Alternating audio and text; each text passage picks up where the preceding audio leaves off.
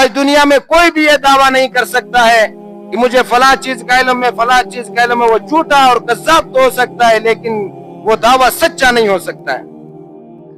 تو ہر چیز کا علم کس کو ہے؟ اللہ تبارک و تعالیٰ کو ہے۔ تو ہمارا یہ عقیدہ ہونا چاہیے کہ تکلیف آتی ہے، مصیبت آتی ہے، پریشانی آتی ہے، یا راحت اور سکون اور خوشی آتی ہے، تو یہ سب کے سب اللہ کی طرف سے۔ قرآن مجید میں اللہ تبارک و تعالیٰ فرماتے ہیں وَمَا أَصَابَكُم مِّن مُّصِيبَةٍ فَبِمَا كَسَبَتْ أَيْدِيكُم، تمہارے اوپر جو تکلیفیں اور مصیبتیں آتی ہیں جو تمہارے اپنے ہاتھوں کی کمائی کی وجہ سے آتی ہیں۔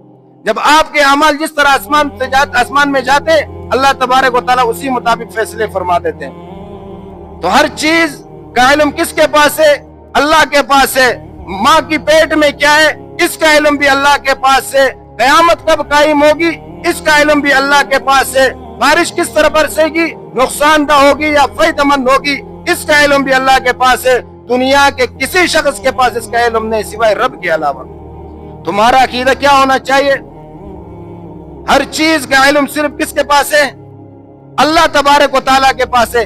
جب ہمارا عقیدہ درست ہوگا، انسان ہے خلق الانسان ضعیفا، انسان اعمال کی وجہ سے کمزور ہو سکتا ہے، نماز میں سستی کر سکتا ہے، نیکیوں میں کمی پیشی ہو سکتی ہے، اللہ کے احکامات میں لوگوں کے حقوق کے اندر کمی پیشی ہو سکتی ہے، لیکن جس کا عقیدہ درست ہو، اللہ تبارک و تعالیٰ نے وعدہ فرمایا ہے کہ میں اسے جنت میں بھیج دوں گا۔